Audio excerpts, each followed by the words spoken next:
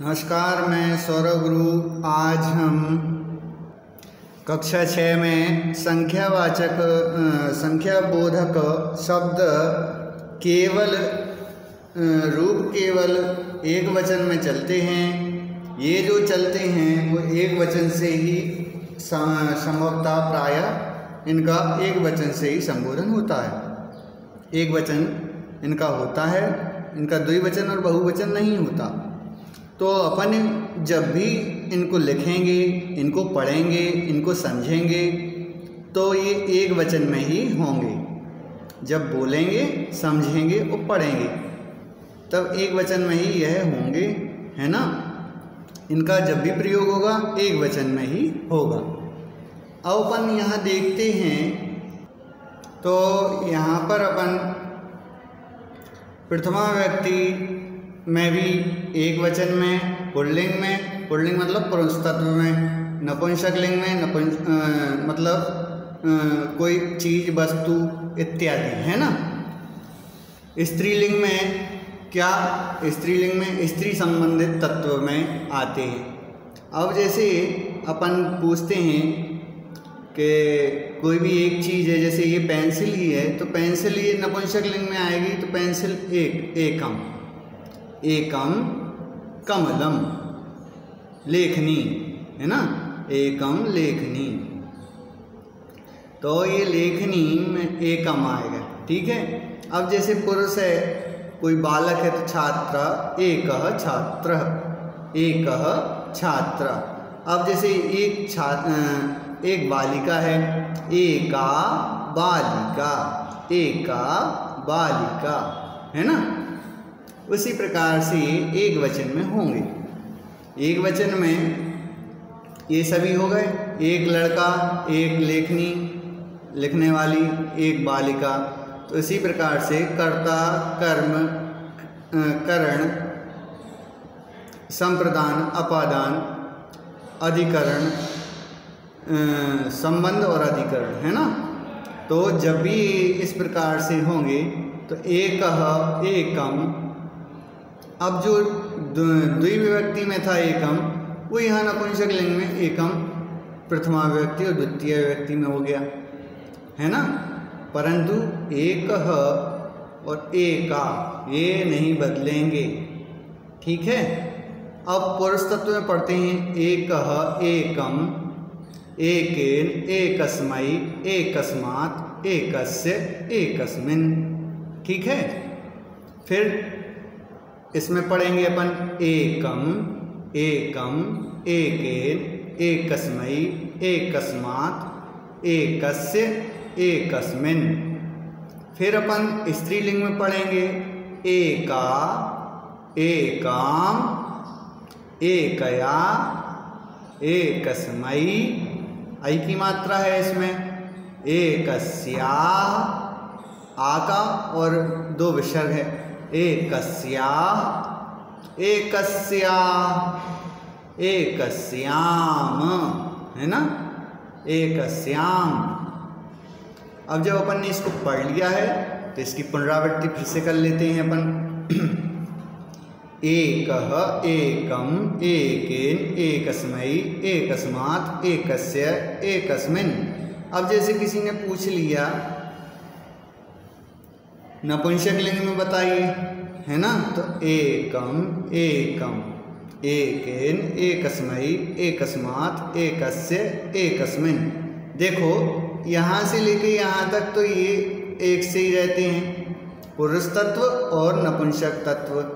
परंतु प्रथमा विभक्ति और द्वितीय विभक्ति में ये अलग अलग हो जाते हैं। जैसे कि प्रथमा विभक्ति और द्वितीय विभक्ति में एकः पुरुष तत्व में विसर्ग लग गई है और नपुंसक तत्व में माँ में हलंत लगा है। इसी प्रकार से एकम, तो एकम। अब अपन यहाँ पर आ जाते हैं स्त्रीलिंग में। स्त्रीलिंग में पूरा ही अलग हो जाता है। ये एक से होते हैं परंतु ये पूरा अलग हो जाएगा, है ना। यहाँ पर एकः विसर्ग लगा, यहाँ एकम, यहाँ द्वितीय विभक्ति में एकम है तो यहाँ पे भी एकम आ गया। परंतु कहीं जगह यहाँ पर दूसरा हो जाता है, ध्यान रखें, है ना। नपुंसक लिंग में जब भी लिखेंगे तो प्रथमा और द्वितीय विभक्ति अलग हो जाती है और तृतीया से सप्तमी विभक्ति तक पुरुष तत्व जैसा ही होता है कार्य। अब यहाँ स्त्री तत्व में पढ़ते हैं अपन एका, एकाम, एकया, एकस्मयी, एकस्याः, एकस्याः, एकस्याम। ये अपन सीख गए। अब अपन दूसरी चीज पे आ जाते, अब अपन आ जाते हैं दो पर। द्वि, द्वि मतलब दो। अब अपन ने क्या पढ़ा था, एक के बारे में पढ़ लिया, अब दो गिनती पढ़ रहे हैं अपन, तो दो कैसे लिखेंगे उसके बारे में अपन जानते हैं। तो केवल द्विवचनम च द्विवचन में चलते हैं। अब ये कह रहे हैं द्विवचन में चलते हैं, अभी एक वचन अपन ने पढ़ लिया, ये द्विवचन में चलते हैं। तो ये द्विवचन में कैसे, दो होंगे जब, तो ये द्विवचन में चलेंगे, ठीक है। तो कति भवनम द्विभवनम, कति स्त्री, है ना, तो कितनी स्त्रियां हैं। तो ये इस प्रकार से दो के बारे में अपन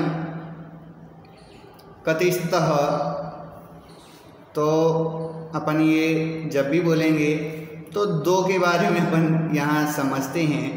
प्रथमा से लेके सप्तमी विभक्ति तक ये रहती है। अब ये द्विवचन में ही प्रयोग होगी, वो एक वचन में प्रयोग हो रही थी, ये द्विवचन में प्रयोग होगी।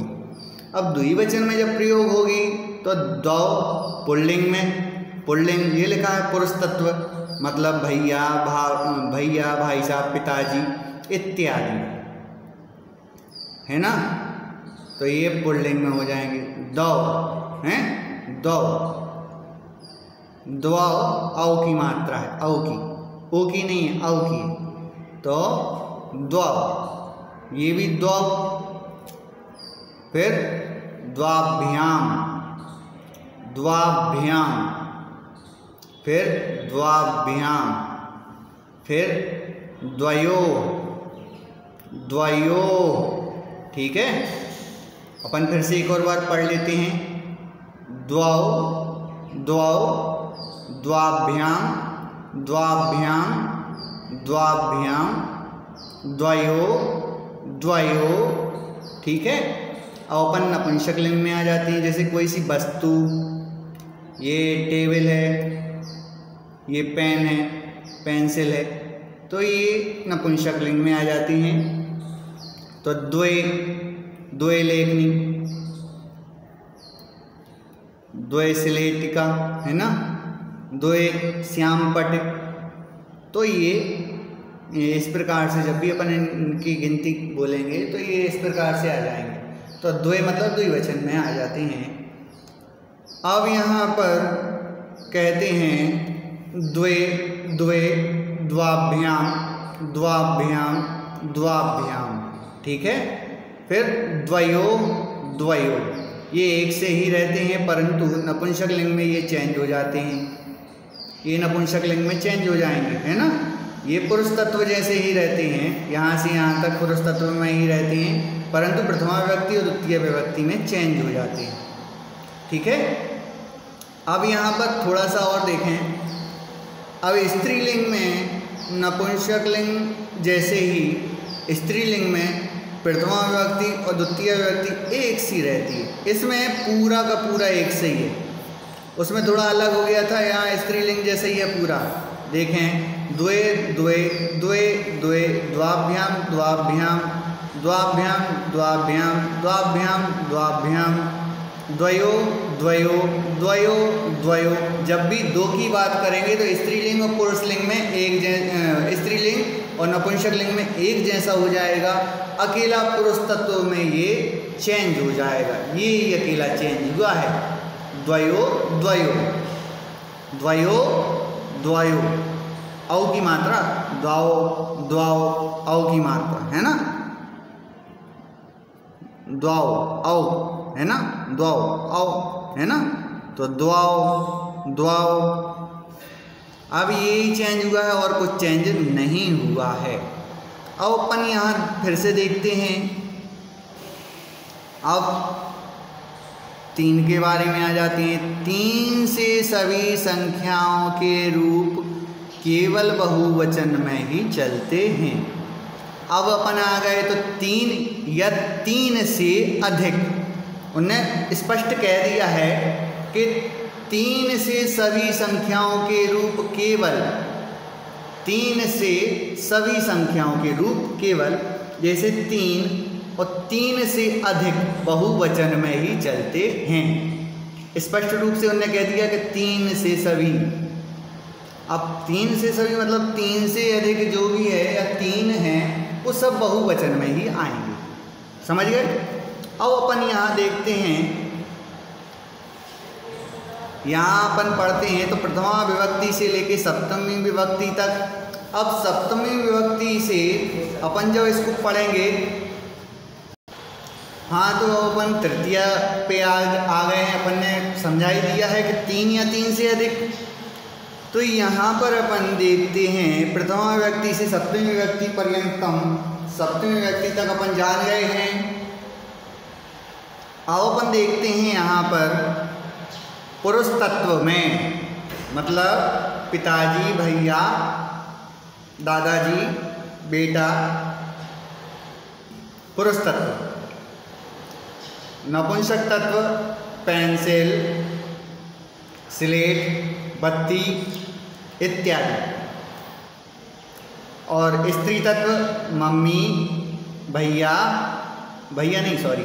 मम्मी, बहन, बेटी, स्त्री तत्व। ठीक है।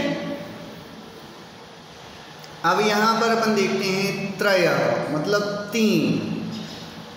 अब 3 देखा अपन ने तो त्रयः, त्रीन्, त्रिभि, त्रिभ्यः, त्रिभ्यः, त्रयाणाम, त्रिषु।